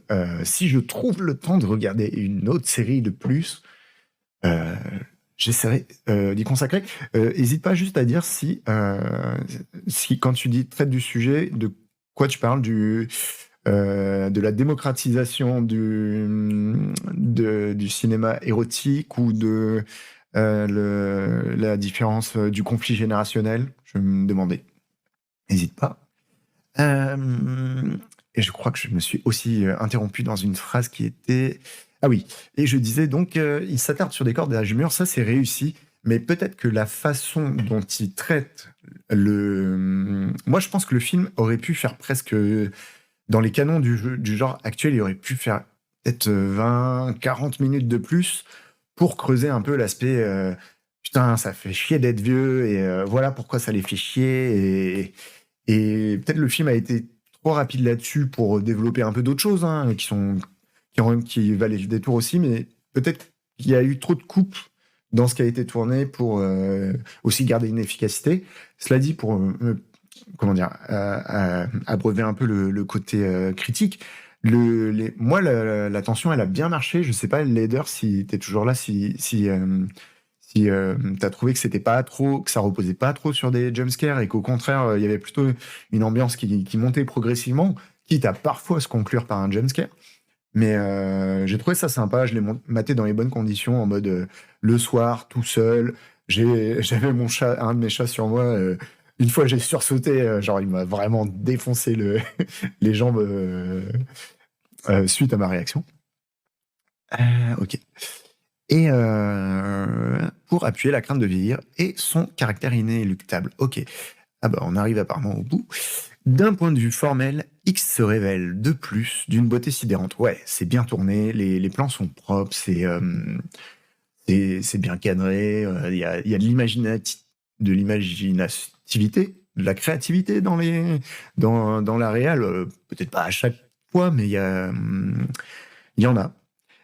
Caractéristique du cinéma de Ty West, dont ça m'a donné envie d'en découvrir plus, la composition de chaque plan est travaillée au millimètre pour faire sens.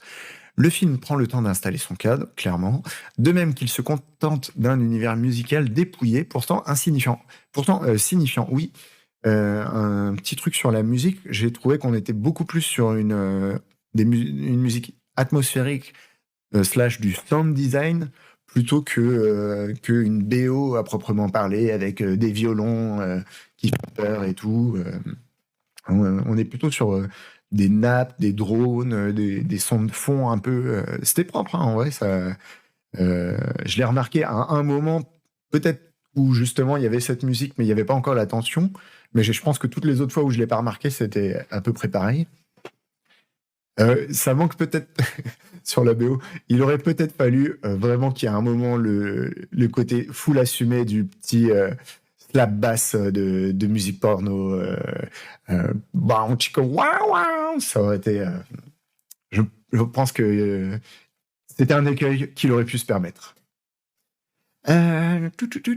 Notamment. Alors, ok. De même qu'il se contente d'un univers musical dépouillé, pourtant signifiant. Notamment lorsqu'il s'égare du côté des tubes de l'époque. Alors oui, il y a 2-3 musiques qui que je sens qui sont venus de l'époque, enfin que je sens, qui m'ont donné l'impression d'être d'époque. Cela dit, moi je les ai pas du tout reconnus. Et pourtant c'est une époque dont j'ai apprécié la musique, que ce soit le disco ou le rock psyché et tout, mais voilà. Alors la réponse de Des bisous sur The Deuce. La série a pour thème principal la légalisation et l'ascension de l'industrie pornographique à New York au début des années 70. Les thèmes abordés portent également sur l'épidémie de drogue, la prostitution et l'explosion de l'immobilier à cette période. Ouais, ok. On est, ouais, ça donne envie, hein, ouais. C'est vraiment genre New York, années 70, qu'est-ce qui se passe, quoi. Ok. Eh ben, à creuser, et juste, bon, non, je pourrais regarder par moi-même, je vais pas te mettre trop à contribution, mais je suis curieux juste de savoir s'il n'existe pas déjà 12 saisons. En quel cas, ça peut me freiner un peu à la découverte.